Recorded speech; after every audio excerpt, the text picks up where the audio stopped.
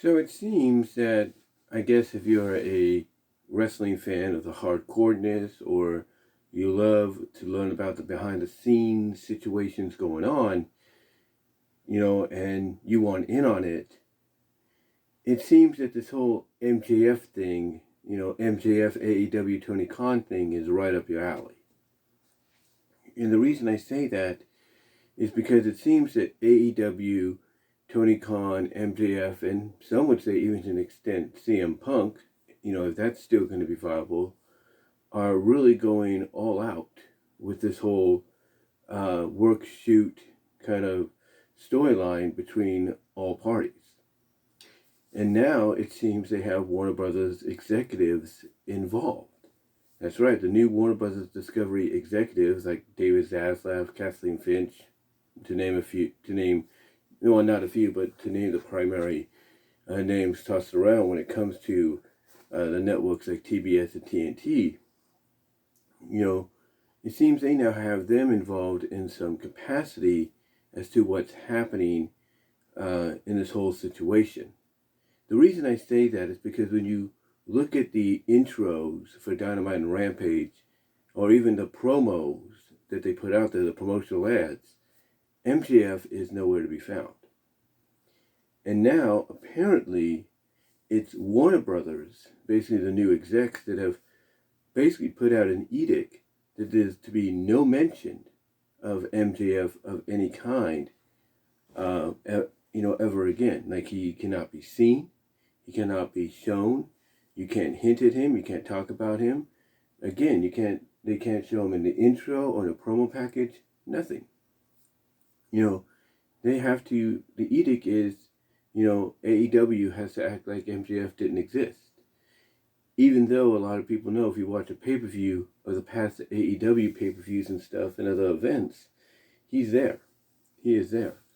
Now, I don't know, this edict also means that they want all of MJF's matches and segments on Dynamite and Rampage also cut to really play into the blurriness of what's real and what's not, just to, give it that added effect. I don't know. But it seems to a lot of fans, like I said, Tony Khan, AEW, MJF, possibly to an extent CM Punk if they still want to go there in some capacity down the line. And now even some members of the Warner Brothers Discovery, executive board are basically taking this to another level to, like I say, really blur that line between what's real and what's not, And I think the next step to really do that, unfortunately, is to let Maxwell legitimately out of his contract. They have to do that. Because if you don't let him out of his contract, and let's say what Jason Solomon, the Solomons, just suggested in his podcast, which he uploaded a clip of this past week, or actually this past Monday yesterday he uploaded it.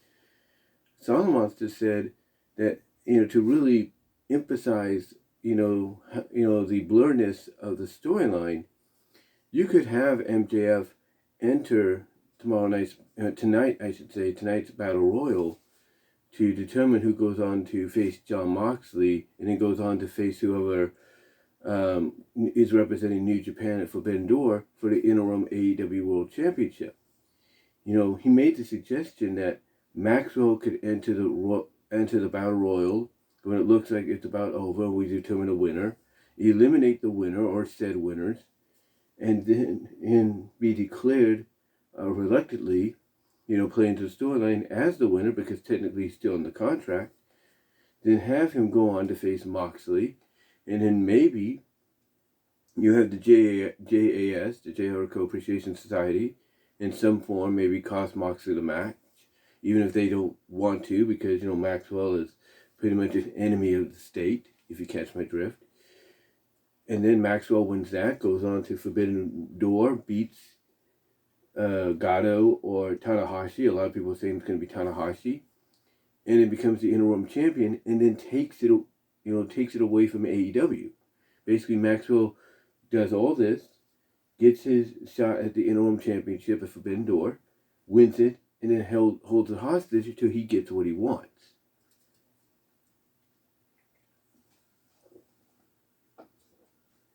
Basically that's what Jason was suggesting, as another way to really, blur the lines between what's real and what's not. Because here comes this guy that you're supposed to basically pretend doesn't exist. You're supposed to pretend never competed for the company. You have to pretend, hey, I've never known this person. Suddenly he shows up, wins the Battle Royal, goes on to win the interim championship, and then says, nah, I'm not going to defend this for you guys because I don't want to be part of this company unless I get what I want. That's it. He holds the company up for ransom, even if it's an interim championship. He holds it up for ransom and says, I'll be your champion, I'll be your interim champion, but pay me what I want, treat me the way I want, and you'll get your championship back. Or, hey, you let me go explore other options, you get your title back. There's all these possibilities.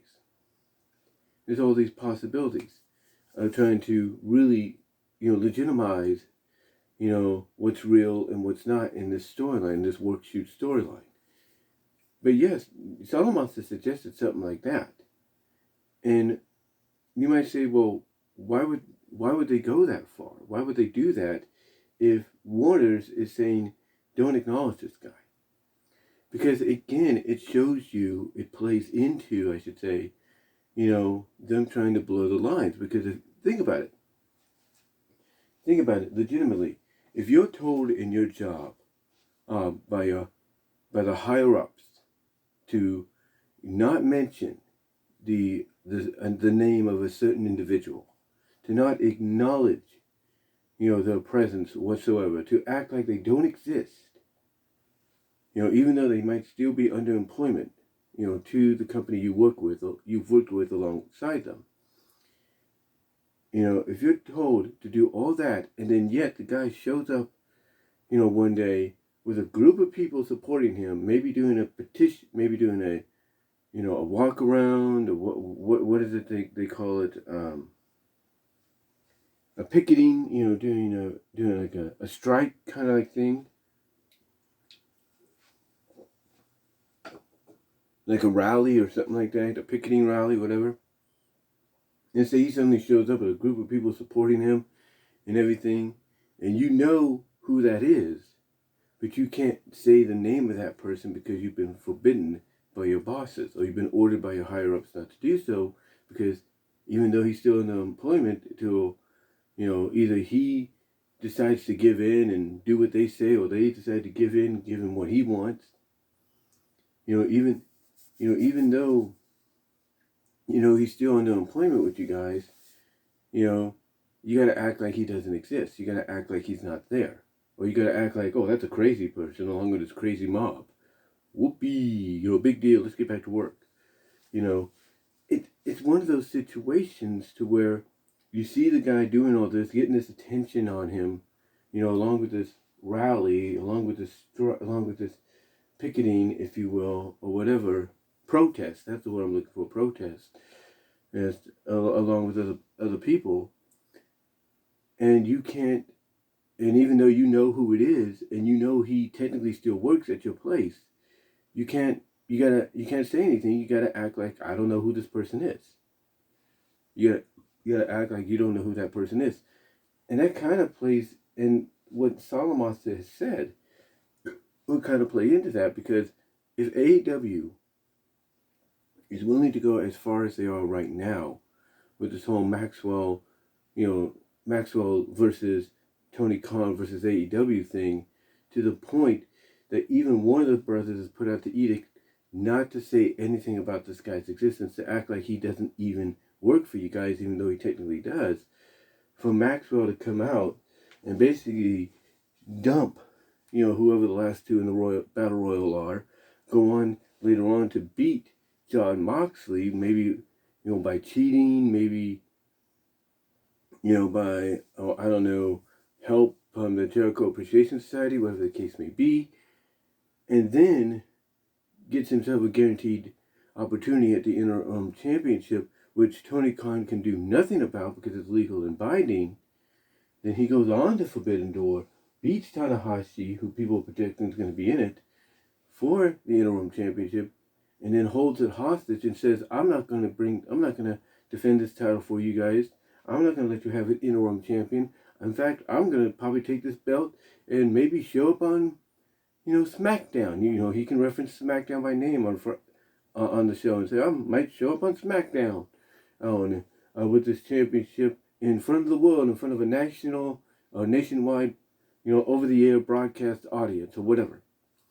He could say he could do that, take it, dump it in the trash, light the trash on fire. He can acknowledge that he'll probably take a red eye out, go to the location where Raw is and do it. It would blur the lines of reality, if you kind of catch my drift, of him basically saying he's going to go do that, unless Tony Khan agrees to meet him in the ring on Wednesday and gives him what he wants. Gives him what he is owed. He either fires him and lets him, which is either he fires him and lets him go elsewhere, or he pays him the money that he knows he deserves to be paid and put him on that equal billing of all these guys that he's been basically showing a lot of favoritism to. That potentially is where they could go with this. That's potentially where they can go with this. But yeah, to see them, go as far as what they're doing now, to even to the point that they've got the Warner executives involved. They got the Warner executives involved in this, to where they put out the edict of don't mention this guy's existence. Take him out of your intro, take him out of your promos. Maybe even suggesting to go as far as to edit out all his matches throughout the entire history, short 3-year history of Dynamite and short 2-year history of Rampage. Take out all, his matches. Take out all his matches from there. Take out all his segments. Even go as far as take out all his matches off pay-per-view to really play into the surrealism of blurring that line. So that if something like what, Solomon believes could happen tonight, takes place and it builds towards Forbidden Door, where MJ could win the interim championship and then be like, hey, I'm going to hold this title hostage unless I get what I want. That would definitely blow the line, because here's the thing. It plays into the fact that they know who this guy is. He's the interim champion, but they can't acknowledge him. They can't acknowledge they can't acknowledge who he is, because they've been forbidden to. If you catch my drift, if you play into that little keyword that gets thrown around, they've been forbidden to, because he's basically an outsider now. He's a rebellious one.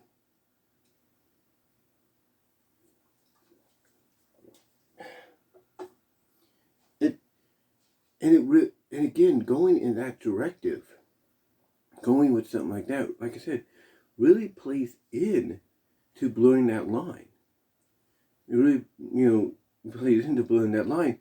I mean, you could take it as far as to where you could have the execs show up at Tony Khan's door on Dynamite or Rampage, mostly Dynamite, and tell him, if you don't find a way to get that title off this guy and off your show, we'll take your show freaking off.